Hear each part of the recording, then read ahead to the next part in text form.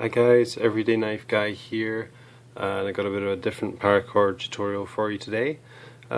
Given that we are in the festive season, 2 days to Christmas, I understand a lot of people will be changing up their EDC. You might be switching that sub 3-inch flipper for something more useful for cutting cake or carving large poultry. You might be changing your flashlight out for something that's really easy to grip onto, like an extra large mag light.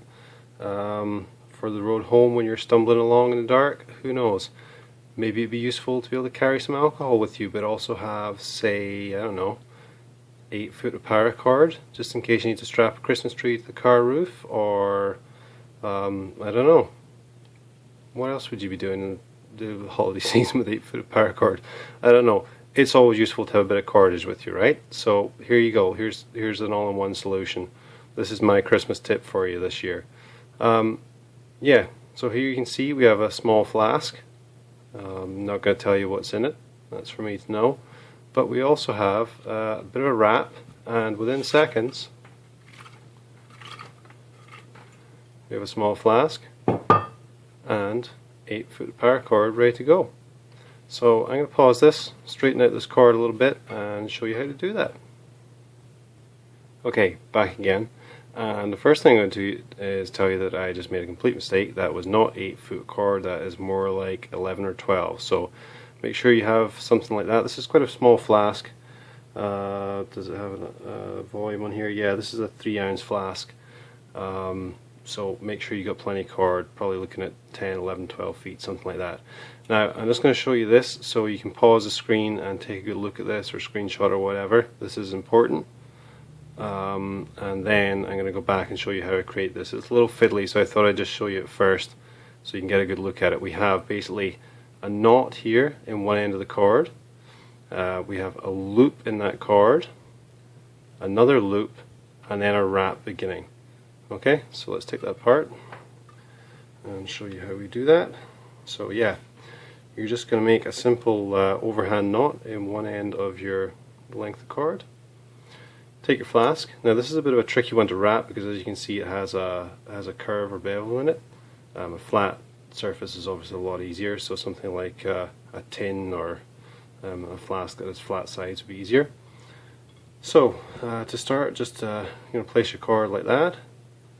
Now the first loop you make is going to be kind of like your lanyard loop, or whatever you have poking out from the top, as you would have seen when I originally had this wrapped. So you want to make that quite nice and long.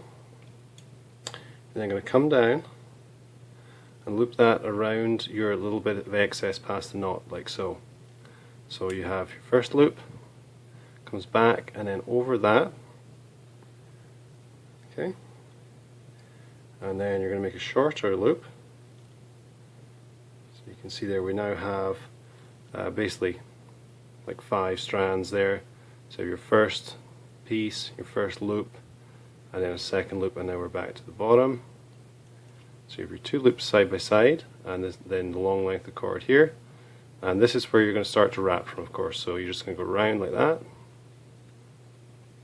across itself. Now don't worry about things being getting too tight here at the moment. You just want to get things started. Try and pull around a bit of this cord here though. Now it's a little tricky. This is like a chrome flask. It's a little slippery. We're going to just do a few loops round. So you should have something that's starting to look like this. And this is a good stage to just tighten everything up and move it around where you need it. So we're going to have that loop there. You have your knot poking out the bottom, and you have basically this, what acts basically as kind of a pin, like a linch pin, through this other loop. You have your long loop, which is going to be your lanyard. Excuse me. I haven't drunk all the contents of this, I promise.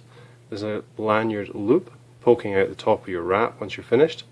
This is going to be concealed by the wrap itself, and this is the cord that begins the wrap there. So I'm just going to do a couple more around here. Okay. And then as you go, you can just start to snug everything up so it looks good. Okay. And yeah, you don't need to have this poking out the top as a lanyard loop, so we might actually end up concealing it here. It just depends how the cord goes. So trying to keep things nice and snug as you go. This is a bit of a tricky shape to keep it as a super tight wrap, but you want things obviously to stay where they need to be. Now this bottom one, this bottom strand here is loosened up a little bit on me, so I want to basically rotate you kind of rotate the whole wrap round.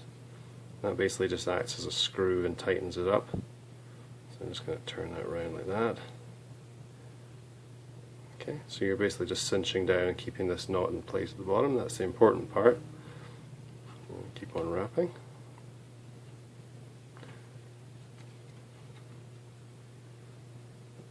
Conceal that under there.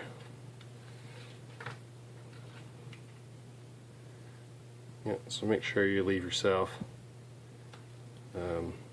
or give yourself rather, plenty of cord at the start. It's a bit of a pain to get this thing started, so once you're going, the last thing you want to do is run out before you're where you want to be. So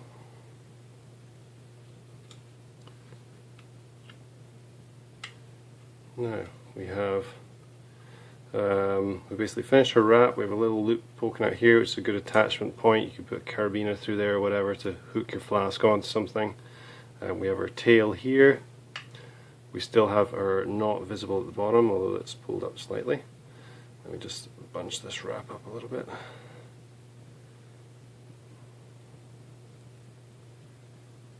Yeah, so you have your wrap visible at the, sorry, your knot visible at the bottom. Let's try and tighten this wrap up as we go. Okay, and at the back here we have our tail. It slipped around there, that's why it's looking a little messy. Bear with me. So basically we just want to incorporate this tail into here in a way that's not going to pull out, so the best way to do that is just to feed this down under some of these strands. The more you can feed it under, the better. I'm just going to grab what I have handy. See if I can grab just these needle nose pliers and see if I can get it to push down in there. So you can feed that through and basically tuck it through as many strands in whatever way you want.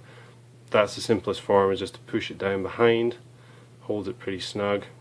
So there you go, there's your wrap. This isn't the neatest one I've ever done, I gotta be honest. There's a couple little gaps, but normally it would take a lot longer to get this looking good. You might want to leave this a little longer if you are using it for a carabiner or a lanyard loop, or you can just tuck it in underneath and keep the wrap nice and neat like so. So we can push this down here.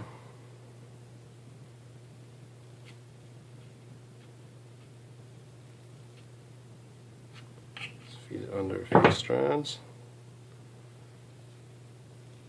Okay. Yeah, so there you have it, and this guy's just going to pop back up. Let's pull him back up there.